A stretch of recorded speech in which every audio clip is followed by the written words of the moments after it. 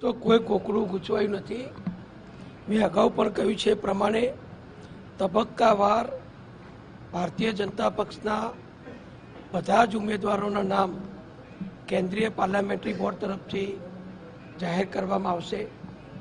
જે રીતે ગઈકાલે 3 નામ જાહેર થયા એ જ પ્રમાણે આગામી સમયમાં પણ બાકીની સીટો પરના જે ઉમેદવારોના નામ પક્ષ તરફથી નક્કી થશે એનું દિલ્હીમાંથી જ જાહેરાત કરવામાં આવશે અને એ પ્રક્રિયા ચાલી રહી છે અને બધું જ સમયસર નિર્ણયો પણ થશે અને સમયસર એની જાહેરાત પણ થશે।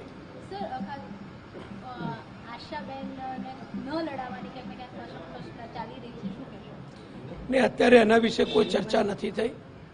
અત્યારે તો માનનીય અમિતભાઈનું જે ફોર્મ 30 તારીખે ભરવાનું છે એના માટેની જે વ્યવસ્થા આયોજન પક્ષ દ્વારા કરવાનું છે એના અંગેની ચર્ચા કરવામાં આવી છે, આયોજન કરવામાં આવ્યું છે અને અમિતભાઈ અમારા રાષ્ટ્રીય અધ્યક્ષ અમદાવાદના જ આપણા વતની અને જે વિસ્તાર એમનો અગાઉ સરખેજના ધારાસભ્ય તરીકે જે હતો એ જ સીટ ઉપર એ ઉમેદવાર બન્યા છે। એટલે ગુજરાતના બધા જ કાર્યકરોમાં ખૂબ ઉત્સાહ છે કે રાષ્ટ્રીય અધ્યક્ષે આપણને એમનો પ્રચાર કરવાની, એમને વિજય બનાવવાની ખૂબ મોટી તક આપી છે। એટલે જ્યારે ફોર્મ ભરાશે ત્યારે ખૂબ મોટા પ્રમાણમાં કાર્યકરો ઉત્સાહથી એમાં જોડાવાના છે। એની વ્યવસ્થાનું આયોજન કરવા જુદી જુદી પ્રકારની મિટિંગો ચાલી રહી છે। એ પ્રકારની મિટિંગ આજે હતી। આશાબેનના મામલે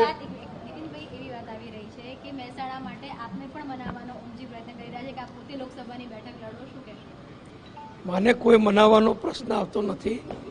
અમે બધાને મનાવીએ છીએ અને બધાને સાથે રાખીએ છીએ।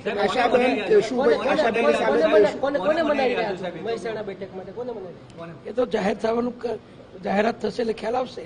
આશાબેનની સામે સતત વિરોધ છે। કેશુભાઈ પણ તમને મળવા આવ્યા હતા, સાથે શિવમ રાવલને બધા લોકો તમારી ચેમ્બરમાં આશાબેનને બધા લોકો મળવા આવ્યા। જો ચૂંટણીમાં દરેક પક્ષમાં પોતપોતાના મિત્રને, પોતાના તાલુકાના વતનીને કે નજીકના કાર્યકરને ઉમેદવાર તરીકે ભલામણ કરવા માટે દરેક જગ્યાએ જુદા જુદા પ્રતિનિધિ મંડળો એ બધા આવતા હોય છે અને એના ભાગરૂપે અમે જ્યાં જઈએ ત્યાં બધા મળતા હોય છે।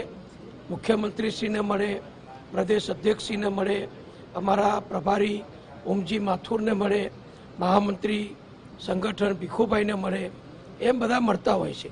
એટલે મળવાનો, રજૂઆત કરવાનો, ભલામણ કરવાનો એ દરેક કાર્યકરોનો અધિકાર છે અને એમાંથી પછી જીતવા માટે વધુ અનુકૂળ અને બધાને વધુ ઉપયોગી થાય અને બધાને વધુ પસંદ હોય એવી સ્ટ્રેટેજી જે નક્કી થતી હોય છે સામા પક્ષના ઉમેદવારને વગેરેને ધ્યાનમાં રાખી એ પ્રમાણે પક્ષ ઉમેદવાર નક્કી કરતા હોય છે। પ્રભાતસિંહ પણ નારાજ છે। પંચમહાલમાં આજે કાર્યકર્તાઓ સાથે તેઓ મિટિંગ કરી રહ્યા છે।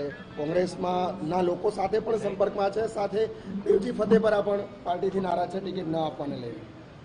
આ અંગે હું કોઈ ટિપ્પણી નહીં કરું। બધા જ કાર્યકરો સમય સંજોગ પ્રમાણે રાજી નારાજ થતા હોય છે અને મને વિશ્વાસ છે કે બધા જ કાર્યકરો, આગેવાનો, હોદ્દેદારો એ છેલ્લે જેમ આપણે ગુજરાતીમાં કહેવત છે કે ઘી ઢરે તો ખીચડીમાં ઢરે એ પ્રમાણે બધા જ ભારતીય જનતા પક્ષના ઉમેદવારોને વિજય બનાવવા માટે બધા જ પ્રેમથી, વિશ્વાસથી સંગઠિત થઈ અને કામે લાગશે। નીતિનભાઈ, 26 ઉમેદવારો પૈકી એક ઉમેદવાર નીતિન પટેલ હશે આ વખતે? હજુ ભારતીય જનતા પક્ષના નિર્ણય કરવાનો છે। એ જાહેરાત કરે ત્યાં સુધી દરેકે રાહ જોવી જોઈએ। તમારી તૈયારી કરી લોકસભા લડવાની? તમારે મારા ઉપર કંઈક ખાસ છે? કંઈ વધારે પ્રેમ છે, ઓછો પ્રેમ છે? ચાલો, આભાર।